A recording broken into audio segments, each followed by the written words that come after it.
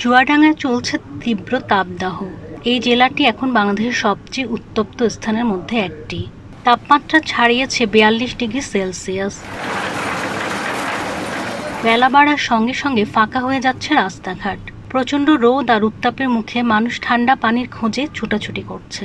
কেউ বা মাথায় ভেজা তোয়ালে বা গামছা দিয়ে রোদ ঠেকানোর চেষ্টা করছে।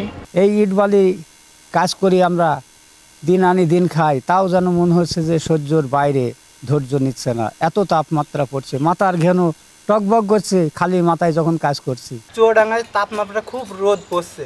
এই রোদে 2-3 দিন ধরে কাজ করা আমাদের খুব অসম্ভব ব্যাপার হয়ে যাচ্ছে। এই খোলামেলায় রোদে আমাদের টিকে থাকায় খুব গায়ে বাঁধা হয়ে যাচ্ছে।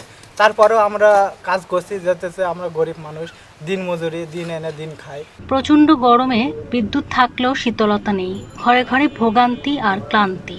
চুয়াডাঙ্গা আবহাওয়া অফিস জানায়, শনিবার দুপুর 12টায় তাপমাত্রা ছিল 40 ডিগ্রি সেলসিয়াস, যা বিকেল 3টায় বেড়ে দাঁড়ায় 42 ডিগ্রিতে।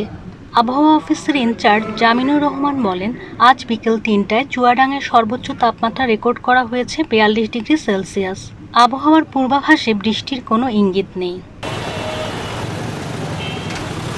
চিকিৎসকদের মতে, তীব্র গরমে বাতাসে আর্দ্রতা কম থাকলে শরীরে দ্রুত পানিশূন্যতা দেখা দেয়, যা হিটস্ট্রোকের ঝুঁকি বাড়িয়ে দেয় বহুগুণ। 40 ডিগ্রির বেশি তাপমাত্রায় দীর্ঘক্ষণ খোলা জায়গায় কাজ করলে মারাত্মক স্বাস্থ্য ঝুঁকি দেখা দেয়।